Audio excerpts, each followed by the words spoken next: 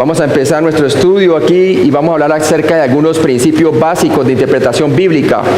Y luego vamos a ver por qué estudiar el libro de Daniel. Entonces vamos a orar. Padre Celestial, gracias, Señor, porque profecía no es más que historia dada por adelantado, Señor. Te pido, Padre, que tú nos ayudes a entender tu palabra y podamos nosotros a edificarnos con el estudio del libro de Daniel. Y ayúdanos hoy a cómo interpretar la profecía bíblica correctamente, Señor. Te pido que tú me ayudes con el poder de tu Espíritu, Señor, que seas tú hablando a través de mí y no yo. En Cristo Jesús te lo pedimos. Amén. Ustedes saben que la ciencia de interpretación bíblica se llama la hermenéutica. Y nosotros vamos a aprender aquí el método gramático, histórico, literal para la interpretación de la Biblia, en contraposición del método alegórico. ¿Sabía usted que habían dos escuelas de interpretación bíblica, no? Una que se originó en Alejandría, al norte de África, y esta escuela se llama la escuela alegórica de interpretación, que espiritualiza muchos de los significados de los versículos bíblicos de la Biblia, ¿no? Pero también en Antioquía se desarrolló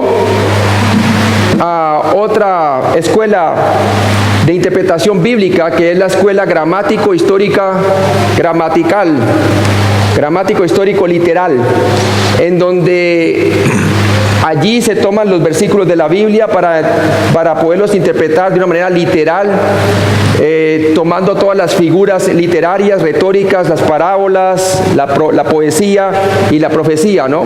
Interpretar el texto tal cual como está, de acuerdo a su contexto gramático y de una manera literal. Y esa es la manera correcta de interpretar las Escrituras. Sabemos muy bien que de Alejandría a Egipto no podemos esperar nada menos y nada más que el gnosticismo, ¿sí? Y en el gnosticismo es donde se exalta al intérprete por encima del texto. O sea que es opcional para el intérprete el decidir qué es lo que el texto debe decir. Mientras en Antioquía, en donde Pablo empezó sus 3 viajes misioneros, se desarrolló la escuela de interpretación gramático histórico literal, en donde es el texto quien es entronado y no el intérprete.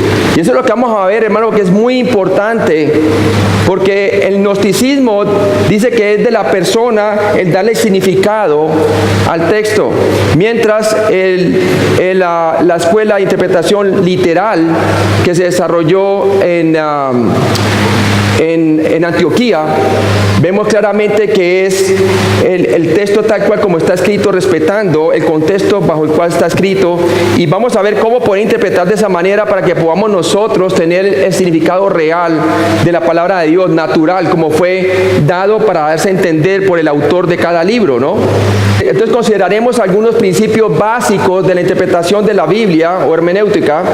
Una buena comprensión de estos te ayudará a entender correctamente los pasajes escatológicos.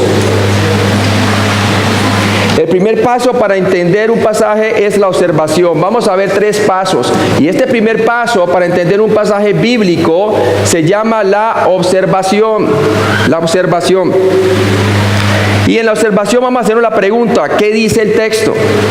Muchas veces cuando nosotros leemos un pasaje bíblico, lo que queremos ir de una es a interpretarlo para nosotros darnos una aplicación de inmediato, ¿verdad? Vamos primero con la aplicación y cometemos un error, porque lo primero que tenemos que hacer, el primer paso para entender un pasaje, es la observación. ¿Qué dice el texto en el lugar donde fue escrito?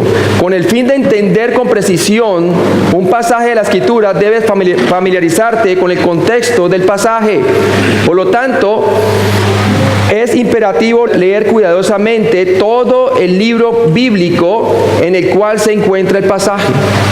Para saber qué es lo que dice el texto, debemos de considerar el capítulo, y si no entendemos bien el capítulo, el libro entero, para que podamos ver qué es lo que quería decir el texto conforme a la época en que se escribió y también a la cultura que se escribió, y de esa manera podemos dar una interpretación adecuada, literal del pasaje.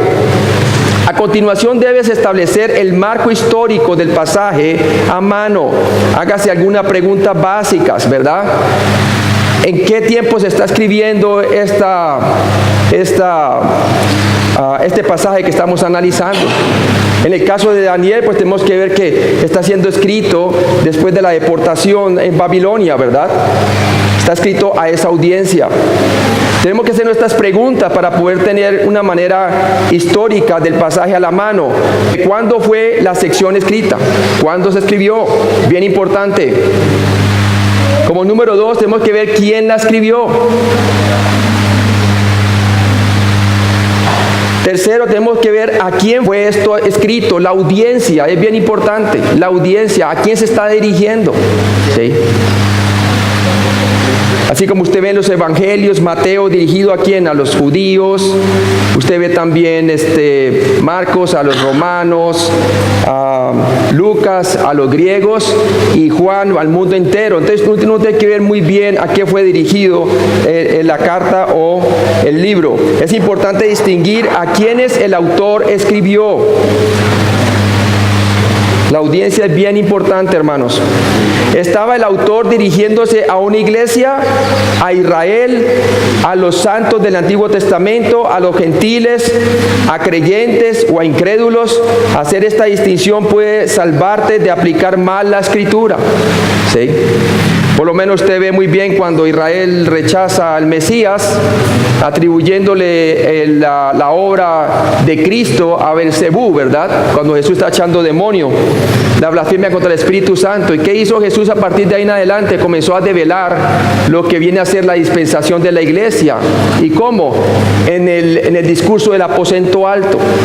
Usted ve muy bien que se está dirigiendo a ellos y comienza a mostrar la dispensación de la iglesia. Ya no habla más del reino, sino que habla de la casa del Padre, del cielo, y que va a prepararnos un lugar para que cuando Él venga, nosotros seamos tomados consigo mismo para estar juntamente con Él, ¿dónde? En el cielo. Entonces cambia el destino, ¿no? Ahora, también usted puede ver en Mateo 24 y 25, ¿a quién está dirigido? Está dirigido a la Israel de ese tiempo, pero también a la Israel de la futura semana 70, la última semana de Daniel. Y está dirigido a quién? A la audiencia es Israel. Entonces es importante que nosotros entendamos veamos el contexto, bajo qué entidad está escrito, ¿verdad? Y la iglesia Israel, por ejemplo, si está en el Antiguo Testamento, si está relacionándose a los eventos proféticos que se cumplen en el Antiguo Testamento a corto plazo, o aquellos eventos proféticos que se van a cumplir en la segunda venida de Cristo en el futuro. También es importante ver eso. Por ejemplo, si algo fue escrito a Abraham, probablemente no es legítimo aplicarlo directamente a nosotros mismos. Dios no ha prometido hacer de ti o de mí una gran nación. Génesis 12, del 1 al 3, por favor. Pero Jehová había dicho a Abraham: vete de tu tierra y de tu parentela y de la casa de tu padre a la tierra que te mostraré, y haré de ti una nación grande, y te bendeciré y engrandeceré tu nombre, y serás bendición. Bendeciré a los que te bendijeren, y a los que te maldijeren maldeciré, y serán benditas en ti todas las familias de la tierra. Usted ve muy claramente que fue dirigido a quién, a Abraham, y a partir de allí las promesas de Abraham, de la simiente, de la tierra y de la bendición dada a él para la formación de la nación de Israel. ¿Por qué les digo esto? Esa es la manera gramático, histórico y literal que debemos de interpretar el texto, porque en el método alegórico, y que muchos caen sobre la teología de pactos, muchos presbiterianos y otras denominaciones, y dicen que la iglesia empezó allí. ¿Sí? Están totalmente errados, ¿verdad?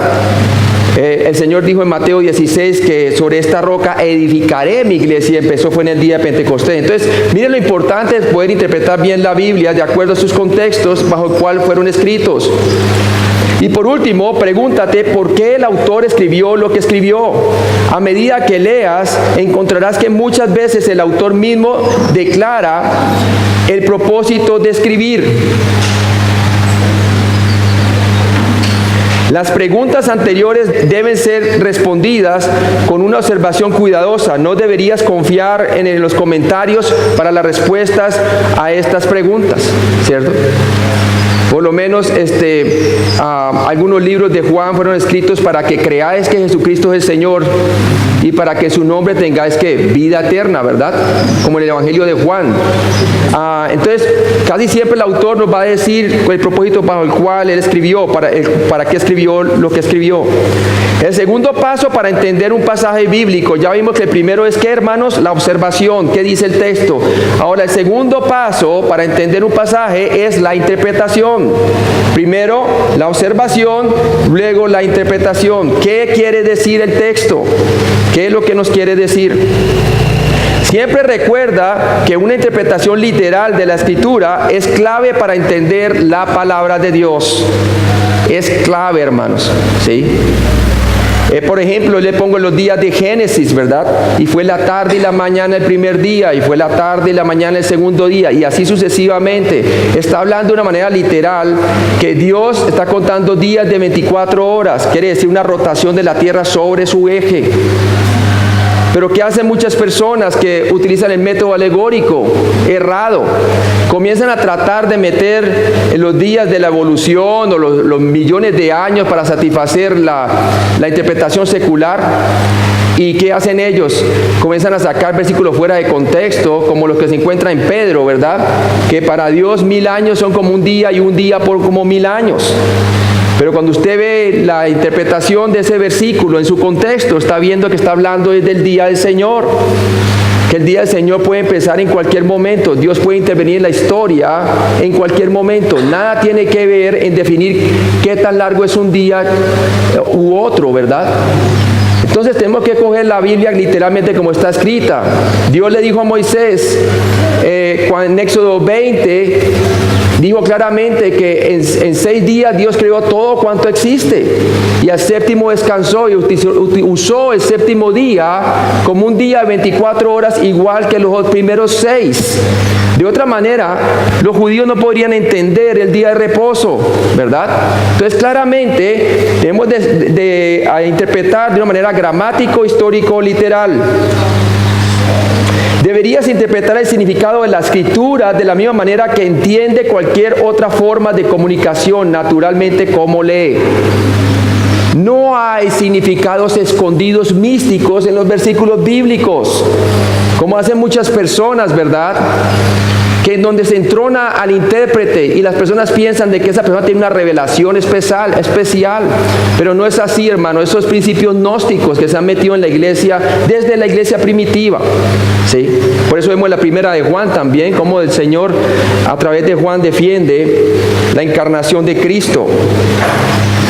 Generalmente, si los cristianos interpretan la Biblia de la forma en que las conversaciones cotidianas son entendidas, la Biblia no sería tan difícil de interpretar. Aquí no debemos de entronar al intérprete, debemos de entronar el texto. Por eso cuando hacemos hacedores de discípulos, estamos llevándolo a ustedes al texto, porque el texto mismo les puede ayudar a interpretar. Si respetamos estas normas de interpretación bíblica.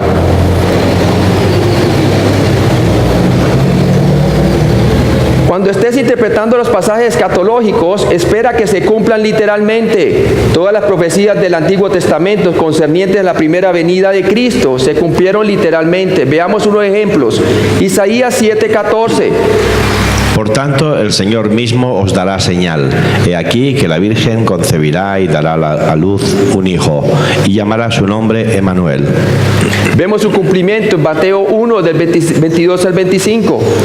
Todo esto aconteció para que se cumpliese lo dicho por el Señor por medio del profeta cuando dijo: He aquí una virgen concebirá y dará a luz un hijo, y llamarás su nombre Emmanuel, Dios con nosotros, que traducido es Dios con nosotros. Y despertando José del sueño, hizo como el ángel del Señor le había mandado y recibió a su mujer, pero no la conoció hasta que dio a luz a su hijo primogénito y le puso por nombre Jesús. Y vemos también, aquí lo leo yo en Gálatas 4:4, que nos dice: pero cuando vino el cumplimiento del tiempo, Dios envió a su Hijo, nacido de mujer y nacido bajo la ley, para que redimiese a los que estaban bajo la ley, a fin de que recibiésemos la adopción de hijos. Entonces vemos el cumplimiento, ¿verdad? También vemos otro ejemplo en Judas 1, del 14 al 15. De estos también profetizó Enoc, séptimo desde Adán, diciendo: he aquí vino el Señor con sus santas decenas de millares, para hacer juicio contra todos y dejar convictos a todos los impíos de todas sus obras impías que habían hecho impíamente, y de todas las cosas duras que los pecadores impíos han hablado contra él. Entonces aquí vemos cómo Enoc profetizó y cómo está hablando de la segunda venida de Cristo, aún en el Antiguo Testamento. Este hecho es clave para interpretar otras profecías que aún no se han cumplido, puesto que Dios cumplió las profecías pasadas exactamente, con precisión, como predijo. Puedes estar seguro de que Él cumplirá literalmente toda profecía aún no cumplida. ¿Sí? Imagínense, con Daniel capítulo 9, el 24 al 27, como vamos a estar viendo, se profetizó el tiempo de ¿qué? Del Mesías, del arribo del Mesías, su crucifixión. Entonces claramente vemos que el tiempo de su aparición, cuando los magos vinieron del oriente, todo eso venía, hermanos, ¿de qué? De la precisión de la palabra de Dios. El sitio de nacimiento, Belén de Judea, también estaba predicho por los profetas de antigüedad, los profetas hebreos, ¿verdad? Y así sucesivamente, del linaje que iban a nacer, de la simiente de la mujer, Génesis 3:15, del linaje de David, para tener derecho para cumplir el pacto davídico, ¿verdad? Y también el nuevo pacto. Todo esto no lo estaba ¿qué? Profetizando la palabra de Dios. Un ejemplo de precisión profética pertinente a nuestro estudio se encuentra en Daniel 6:28. Y este Daniel prosperó durante el reinado de Darío y durante el reinado de Ciro el persa. Aquí vemos que la historia confirma con precisión el reinado de Darío de Media y de Ciro el persa. Quiere decir que, entendiendo la profecía bíblica, podemos entender realmente la historia de la humanidad. En Isaías 44:28 y 45:1, cerca de 150 años antes de que el rey Ciro de Persia fuera incluso pensado, el profeta Isaías predijo precisamente por su nombre el reinado venidero del rey Ciro y sus tratos de gracia con Israel. Por favor, puedes leer el Isaías 44:28 y 45:1. ¿Qué dice de Ciro? Es mi pastor y cumplirá todo lo que yo quiero. Al decir a Jerusalén, serás edificada, y al templo serás fundado. Isaías 45:1. Así dice Jehová a su ungido, a Ciro, el cual tomé yo por su mano derecha para sujetar naciones delante de él y desatar lomos de reyes, para abrir delante de él puertas, y las puertas no se cerrarán. Imagínense, lo llama por nombre aún antes de que él hubiese nacido, ¿no? Puedes también ver esto al comparar Génesis 15:14 con su cumplimiento literal en Éxodo 12 del 33 al 41. ¿Puede leer Génesis 15:14, por favor? Mas también a la nación a la cual servirán juzgaré yo, y después de esto saldrán con gran riqueza. ¿Saldrán con qué? Con gran riqueza. Y así fue. Si usted compara unos apartes de Éxodo 12, el 31 al 41, nos dice: e hicieron los hijos de Israel conforme al mandamiento de Moisés, pidiendo de los egipcios alhajas de plata, ahí está la riqueza, y de oro y vestidos. Y Jehová dio gracia al pueblo delante de los egipcios, y le dieron cuanto pedían.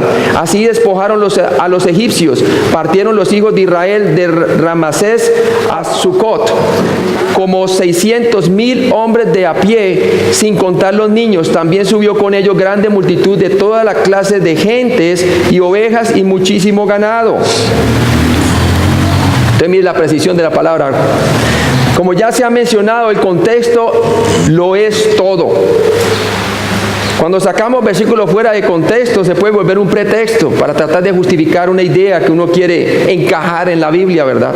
Acordemos que es el texto bíblico el que genera doctrina, ¿sí? Y no al contrario.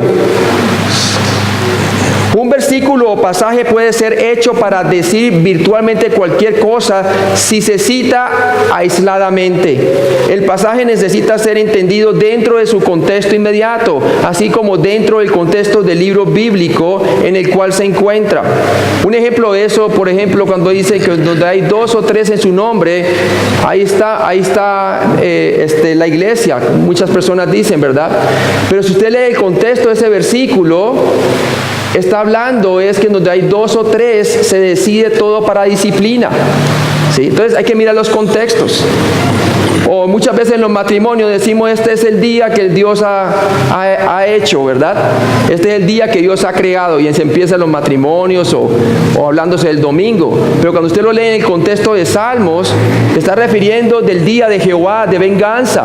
Entonces tenemos que mirar muy bien los versículos bíblicos. Segunda de Pedro 3:16 es otro ejemplo.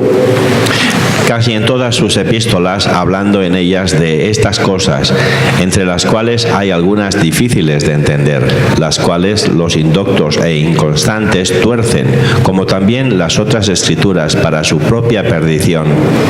¿Para su propia qué? Perdición. Usted sabe que a apóstol Pablo se le dio la revelación del rapto de una manera más específica, ¿verdad? Y nosotros vemos que ya habían algunas personas en la iglesia de Tesalónica que estaban torciendo las escrituras. Y vamos un momentico a 2 Tesalonicenses capítulo 2, por favor. Y vamos a ver lo que dice la palabra de Dios allí, en donde en esta epístola Pablo nos dice allí, 2 Tesalonicenses capítulo 2, 1 y 2, ¿están ahí? Voy a leerlo. Dice: pero con respecto a la venida de nuestro Señor Jesucristo y nuestra reunión con Él, os rogamos, hermanos, que no os dejéis mover fácilmente de vuestro modo de ¿qué? De pensar, ni os conturbéis ni por espíritu, dice allí, ni por palabra, ni por carta como si fuera nuestra, en el sentido de que el día del Señor está cerca o ha llegado, ¿verdad? ¿Qué pasa? Se han levantado falsos apóstoles escribiendo como si fueran apóstoles, ¿verdad? Torciendo las escrituras de Pablo, como que si el rapto ya hubiera ocurrido y ya estaban en el día del Señor. Entonces mire cómo pueden torcerse las escrituras de una manera perversa. Como se ha notado, cada versículo está en un capítulo, cada capítulo está en un libro, y cada libro está en un testamento, y los testamentos están en la Biblia. Tenemos que ir expandiendo. Si no entiendo un versículo, leo el capítulo. Si no entiendo el capítulo, leo el libro completo, y así sucesivamente. Un pasaje difícil a menudo puede ser comprensible comparándolo con otros pasajes claros de la Biblia que enseñan sobre el mismo tema. Si otros pasajes claros sobre el mismo tema contradicen tus ideas sobre la interpretación del pasaje, entonces tu interpretación es incorrecta. Un solo pasaje que sea colateral, que contradiga tu interpretación de un versículo, ya te hace pensar de que tu interpretación es incorrecta. La Biblia tiene que cogerse toda en sus contextos. Cuando interpretes palabras individuales, ten en mente los siguientes principios. Primero, recuerda que las palabras y frases fueron cuidadosamente escogidas por Dios, el Espíritu Santo, cuando Él inspiró a cada escritor humano. Dice la palabra de Dios que la palabra de Dios no es de interpretación privada, ¿sí? Sino que los hombres de Dios fueron movidos por el Espíritu Santo. A las palabras no se les debería dar una definición aislada, más bien deberían ser definidas dentro de su contexto inmediato. Aun cuando examinamos el griego, en el griego hay muchos sinónimos de palabras. ¿Cuál sinónimo yo debo de coger allí? ¿Cuál es la palabra adecuada en el significado de esa palabra? Bueno, el contexto me da el verdadero significado de esa palabra del griego, ¿verdad? Cuando consultes un léxico o diccionario, debes tener cuidado de no aplicar precipitadamente una definición léxica general a la palabra en cuestión. el lenguaje figurativo en los pasajes proféticos será un desafío. Muchas veces nos acusa de que las personas que interpretan la Biblia de una manera gramático, histórico, literal, de que nosotros ignoramos el lenguaje figurativo, pero eso no es cierto. El lenguaje figurativo es claro de acuerdo al contexto, que es lo que trata de explicar el Señor. ¿Sí? Una advertencia es importante. El hecho de que la Biblia use símbolos en muchos pasajes proféticos no significa que cada profecía bíblica tiene un significado simbólico o místico. Como en el caso de las parábolas, ¿no? A menudo en los pasajes proféticos las expresiones figurativas se definen en un pasaje cercano o en otro libro profético. Como en el caso de las parábolas, hermanos, hay veces las parábolas del reino tienen un contexto que judío, sobre todo las que están en Mateo 24 y Mateo 25. En Mateo 13 también, cuando Israel rechaza el reino, comienza a hablar de la parábola del sembrador y la parábola de la cizaña y el trigo.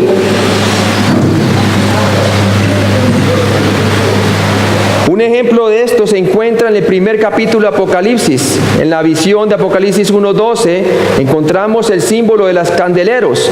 Leyendo aprendemos en el versículo 20 que los candeleros representan la iglesia. Por favor, lee el versículo Apocalipsis 1:12. Y me volví para ver la voz que hablaba conmigo, y vuelto vi 7 candeleros de oro. Y mira la interpretación, está Apocalipsis 1:20, yo lo leo, dice: el misterio de las 7 estrellas que has visto en mi diestra y de los 7 candeleros de oro. Las 7 estrellas son los ángeles o pastores de las de las 7 iglesias, y los 7 candeleros que has visto son las 7 iglesias. ¿Sí? Las 7 iglesias. Entonces veo muy claramente que la Biblia se interpreta a sí misma. Tendrás que hacer tu tarea, investigar, mirar el contexto. Si no tienes la interpretación clara en el contexto, quizás ahí está, en el caso de Apocalipsis, algunos versículos lo puedes encontrar interpretados en el Antiguo Testamento. Tendrás que hacer tu tarea. Curiosamente, muchos símbolos encontrados en el libro de Apocalipsis fueron presentados primero en el Antiguo Testamento por profetas como Ezequiel, Daniel y Zacarías. Por ejemplo, el símbolo del dragón, representando a Satanás en Apocalipsis capítulo 12, de 7 a 9. Pero también usted ve un símbolo de un dragón simbolizando el cruel poder de Egipto en Ezequiel 29:3. Otra figura que usted puede ver allí, otro símbolo, es la bestia, que muchas veces simboliza ¿qué? Reino, gobierno o poder político, como en el libro de Apocalipsis. Pero también en el libro de Daniel lo vamos a ver, Daniel 7:17 y el versículo 23. Se aplica a los poderes imperiales que actúan sin sometimiento a Dios, como vamos a ver en Daniel capítulo 4:16. Así dice que todos vienen del mar, ¿verdad? Y lo mismo dice el libro de Apocalipsis, que vienen del mar. La bestia, ¿verdad? La bestia del anticristo. La Biblia provee la interpretación de cada símbolo esencial que usa.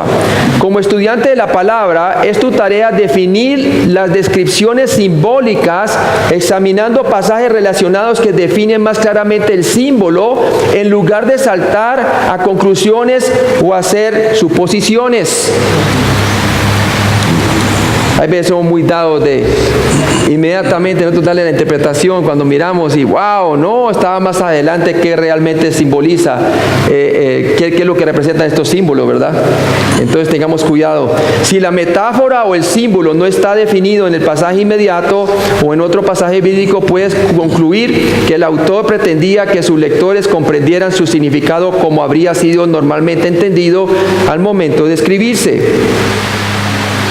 Como decía anteriormente, no hay mensajes místicos escondidos. ¿Sí? Tengamos cuidado con eso. Un ejemplo de una metáfora se puede ver en Lucas 13:32. Jesús usó la zorra como una metáfora para describir al rey Herodes y les dijo: id y decid a aquella zorra, he aquí echo fuera demonios y hago curaciones hoy y mañana, y al tercer día termino mi obra. Jesús usó la frase aquella zorra para referirse a Herodes como un cruel y astuto enemigo del pueblo de Dios. Entonces ahí claramente se entiende, ¿verdad?, a qué se está refiriendo. En el idioma español de hoy, la zorra también podría referirse a una mujer sexualmente atractiva. Sería erróneo leer un texto como Lucas 13:32 usando el significado moderno, ¿verdad? No haría sentido. Una figura retórica comúnmente usada hoy es: está lloviendo a cántaros, como podemos ver hoy un poquito, ¿no?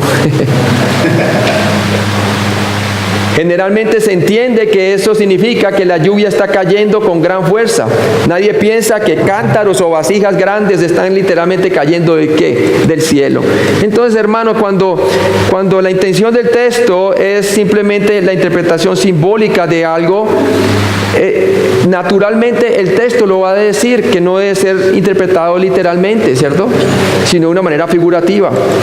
Pero no hemos de coger textos que literalmente se están interpretando y darle un significado escondido o espiritual que nada tenía que ver que el autor quería que entendiésemos.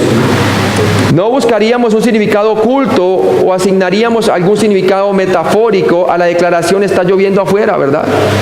Porque está claro, ¿sí? Entonces es importante eso, ¿no?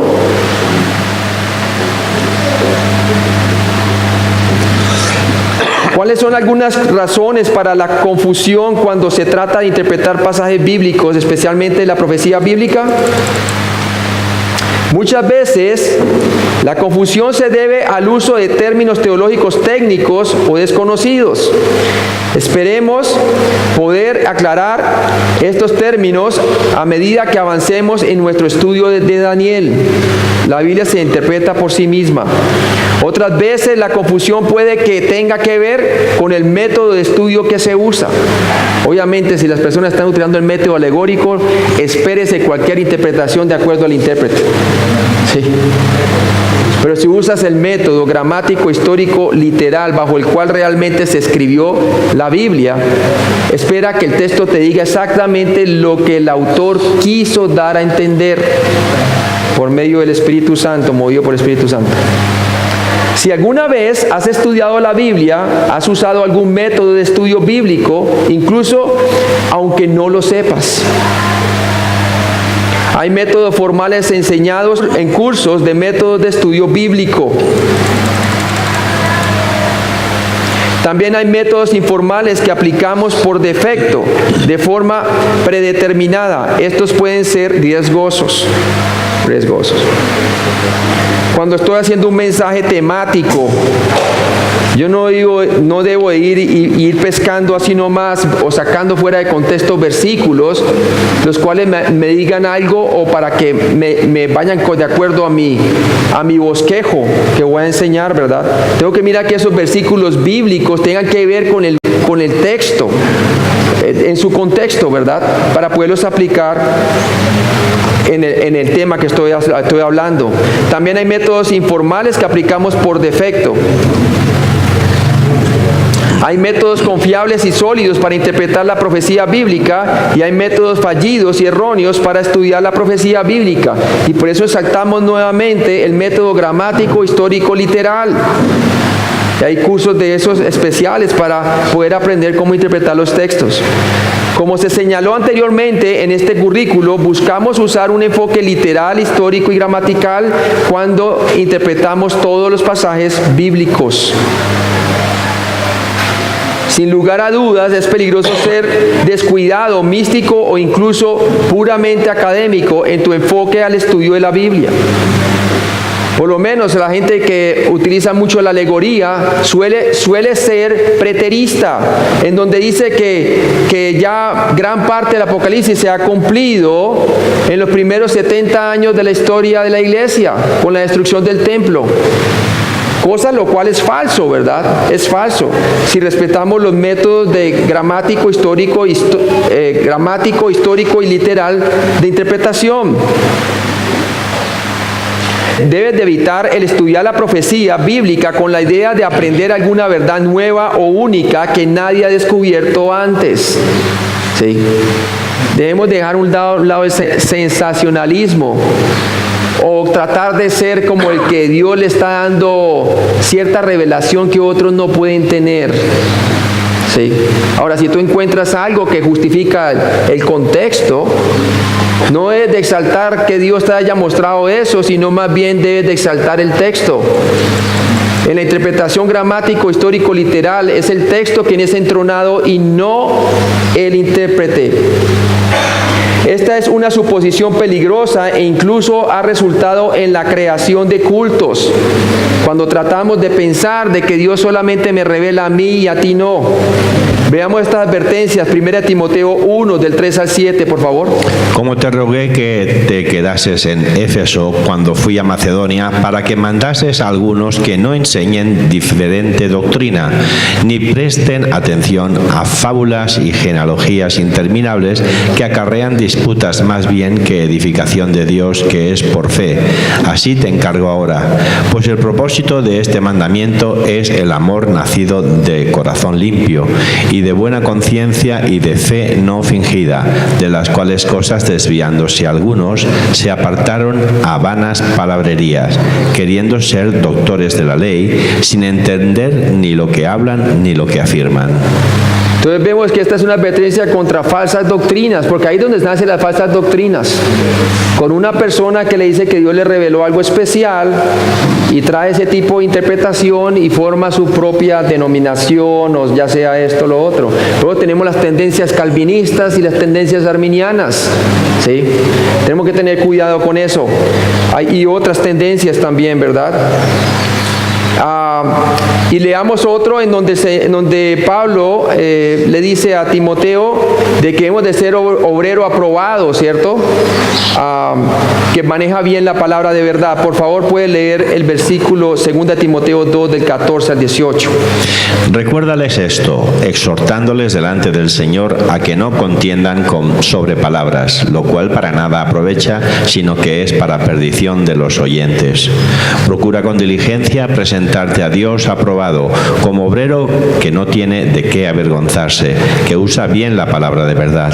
Mas evita profanas y vanas palabrerías, porque conducirán más y más a la impiedad.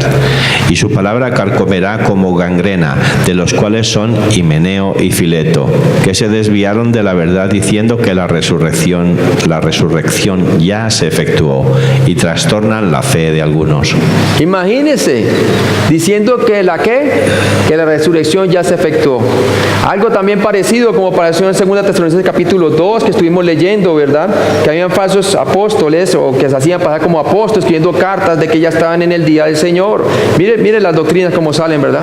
Personas que creen que Dios les habla únicamente a ellos y no a los demás. Se entronan ellos como intérpretes y dejan el texto como diciendo es a mi discreción, que es lo que debe decir la Biblia, y eso es herejía. Aunque el ministerio del Espíritu Santo es iluminar la verdad, Dios no da a ninguna persona su verdad propia y exclusiva. Necesitamos ser humildes y recordar que en la edad de la iglesia Dios ha dado maestros dotados para nuestra edificación y aprendizaje. Efesios 4 del 11 al 16. Y él mismo constituyó a unos apóstoles, a otros profetas, a otros evangelistas, a otros pastores y maestros. Pastores y maestros. A fin de perfeccionar a los santos para la obra del ministerio, para la edificación del cuerpo de Cristo, hasta que todos lleguemos a la unidad de la fe y del conocimiento del Hijo de Dios, a un varón perfecto, a la medida de la estatura de la plenitud de Cristo, para que ya no seamos niños fluctuantes llevados guardados por doquiera de todo viento de doctrina, por estratagema de hombres que para engañar emplean con astucia las artimañas del error, sino que siguiendo la verdad en amor, crezcamos en todo en aquel que es la cabeza, esto es Cristo, a quien todo el cuerpo, bien concertado y unido entre sí por todas las coyunturas que se ayudan mutuamente, según la actividad propia de cada miembro, recibe su crecimiento para ir edificándose en amor. Entonces veo muy claramente que Dios dio maestros, ¿verdad? Maestros, ¿para qué? Para la edificación del cuerpo de Cristo. Obviamente, como buenos bereanos, cuando el maestro está enseñando, mire si es así lo que está diciendo, teniendo la palabra de Dios, ¿verdad? Así como hicieron los bereanos, que ellos miraban si lo que decía Pablo era así. Y recuerda, una interpretación debería encajar dentro del alcance de la ortodoxia cristiana, 2 Timoteo 2:2. Lo que has oído de mí ante muchos testigos, esto encarga a hombres fieles que sean idóneos para enseñar también a otros. Importante eso para hacer hacedores de discípulos. No debes estudiar la Escritura desde una postura mística. Por el contrario, deberías estar alarmados si estás llegando a nuevas interpretaciones. ¿Por qué, hermanos? De ahí surgió el movimiento carismático, pensando que Dios le habla exclusivamente a una persona. Y obviamente la mala interpretación de pensar de que hoy en día hay apóstoles y profetas. ¿Sí? Hoy en día también se dice que hay arcángeles, ¿no? O sea, tremendo, ¿no? Personas que se creen que la Biblia es de interpretación de ellos mismos, privada, ¿no? Pero no es así. Pedro advirtió contra las interpretaciones individuales o privadas cuando previno a sus lectores diciendo, entendiendo primero esto, que ninguna profecía de la Escritura es de interpretación privada o personal, porque nunca la profecía fue traída por voluntad humana, sino que los santos hombres de Dios hablaron siendo inspirados o movidos por el Espíritu Santo. Esa segunda de Pedro 1 del 20 al 21. Debemos tener mucho cuidado, hermanos.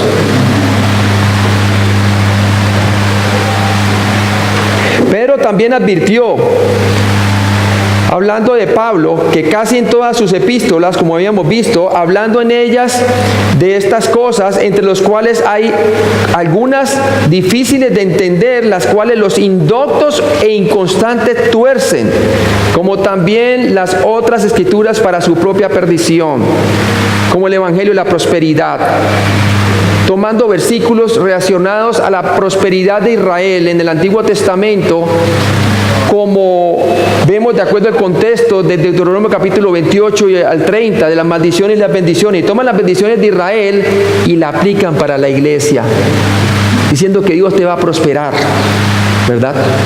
Está mal, está mal.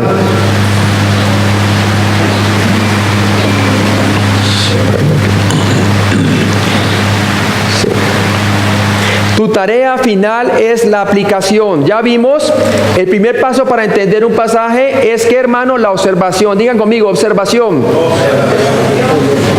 Tú miras qué dice el texto, es lo primero que debes de hacer. Segundo, el segundo paso para entender un pasaje es la interpretación. Diga interpretación.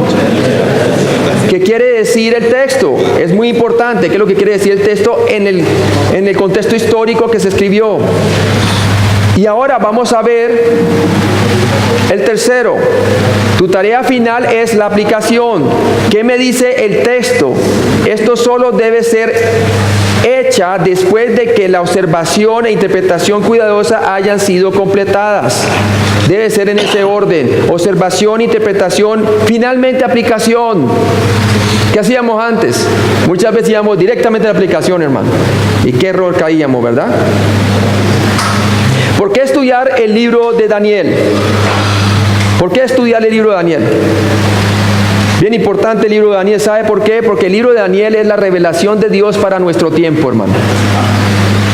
Es la revelación de Dios para nuestro tiempo. Muchas de las profecías que están escritas en Daniel no se han cumplido todavía. Están por cumplirse en el futuro, en la semana 70 de Daniel. Daniel es un libro único, lleno de profecías tanto cumplidas como no cumplidas. ¿Sí? Si usted lee el Daniel 9, 24 al 27, como que resume todo lo que está diciendo él en todo su libro, y vemos que la última, el Daniel 9, 27, todavía no se ha cumplido. La semana 70 de Daniel, la tribulación, la disciplina de Israel y la conversión de Israel al último en la tribulación con la segunda venida de Cristo. Y también nos habla del aspecto eterno, el milenio y el reino de Dios sobre la tierra, cómo todos los reinos del hombre van a ser destruidos y cómo el Señor va a gobernar sobre toda la tierra. El libro de Daniel da un panorama de la historia desde el tiempo de Daniel, año 605 antes de Cristo, hasta el final del gobierno de la humanidad. Daniel detalla el futuro de Israel, así como la desaparición del reino o gobierno del hombre caído. Y lo pone de manera una estatua en el capítulo 2, mostrando los reinos desde la cabeza hasta los pies, ¿verdad? 4 reinos y finalmente el de Cristo derrumbando la estatua, el 5.º reino. Y vemos claramente también esos reinos simbolizados en el capítulo 7, como lo vamos a ver, como unas bestias. Daniel es esencial para develar la profecía bíblica y es una clave importante para exponer muchas otras profecías del Antiguo y Nuevo Testamento concernientes al fin de los tiempos. Por eso es importante, quizás antes de estudiar el libro Apocalipsis, estudiar el libro de Daniel. Daniel es uno de los 3 pasajes bíblicos más importantes de la Escritura. Estos pasajes incluyen el libro de Daniel, el discurso del Monte de los Olivos, en Mateo 24 y 25, y el libro de Apocalipsis. Esos van a la par para poder explicar muy bien el programa de Dios tanto para los gentiles como tanto Israel y para Israel, ¿verdad? Sabemos que el programa de la iglesia es el rapto. La comprensión del libro de Daniel te dará ánimo porque responde a algunas preguntas relevantes. Por ejemplo, cuando mi mundo se derrumba, ¿dónde está Dios? Y lo vamos a ver como la fidelidad de Daniel y sus amigos, ¿verdad? ¿Dónde está Dios finalmente, no? ¿Qué es lo que Dios está haciendo en este mundo? Podemos ver también, vamos a ver cómo el mundo se está unificando y se está poniendo en un nuevo orden mundial para dar la bienvenida al anticristo futuro. ¿Es Dios capaz de ayudarme en mis pruebas? ¿Cierto? Es otra pregunta. ¿Se preocupa de ver a Dios por mí personalmente? Vamos a ver cómo ellos fueron protegidos por el Señor en medio de los diversos cautiverios, ¿cierto? El babilonio, el medo-persa, el griego y así sucesivamente el romano. Vamos a ver cómo el Señor hace todo, ¿no? Un estudio del libro de Daniel edificará tu fe, definitivamente, hermanos.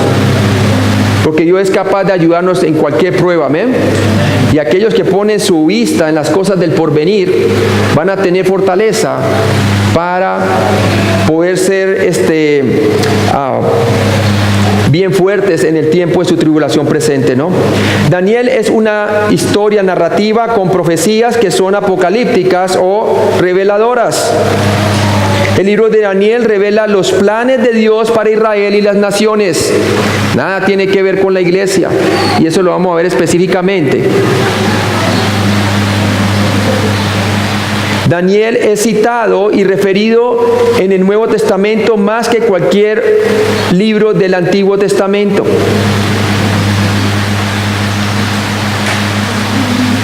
Daniel tiene más profecías cumplidas que cualquier otro libro en la Biblia. Interesante, ¿verdad? Y lo vamos a ver, va a ser fascinante ver esto porque también con Daniel tenemos una cronología. Desde el tiempo, desde el comienzo del tiempo de los gentiles con el cautiverio babilónico hasta la venida de Cristo y el milenio, ¿verdad? Y lo que es la parte de la eternidad. Daniel tiene más profecías entonces que cualquier otro libro de la Biblia. Daniel es el libro clave para develar e interpretar la profecía y para que tengamos una buena noción de lo que es la historia que ya ha sucedido, la historia mundial. Entonces, hermanos, vamos a concluir con una oración. En resumen, hemos visto que el primer paso para entender un pasaje es la observación. ¿Qué dice el texto? Y para eso utilizamos también como segundo paso, para entender un pasaje bíblico, utilizamos la interpretación.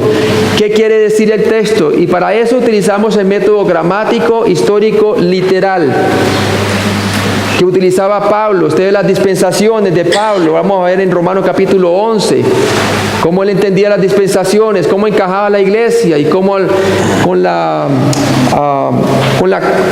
cuando venga la plenitud de los gentiles, entonces todo Israel será salvo. Él sabía muy bien que Dios no había desechado del todo a Israel, sino que ahora ha abierto un paréntesis que llama la iglesia.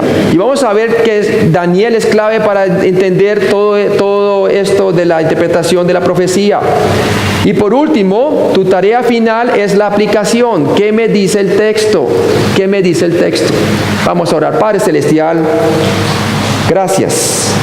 Gracias por tu palabra, Señor, porque tu palabra es más segura que cualquier experiencia física que tengamos, Señor.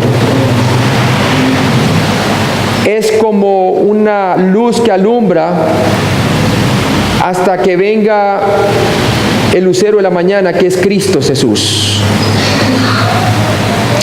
Padre, tú dices que tu palabra es literal, es más segura que aún la experiencia misma de los discípulos al experimentar la transfiguración de Cristo, cuando estuvieron viendo a Cristo, a Moisés y a Elías, como una prefiguración de lo que viene en el milenio.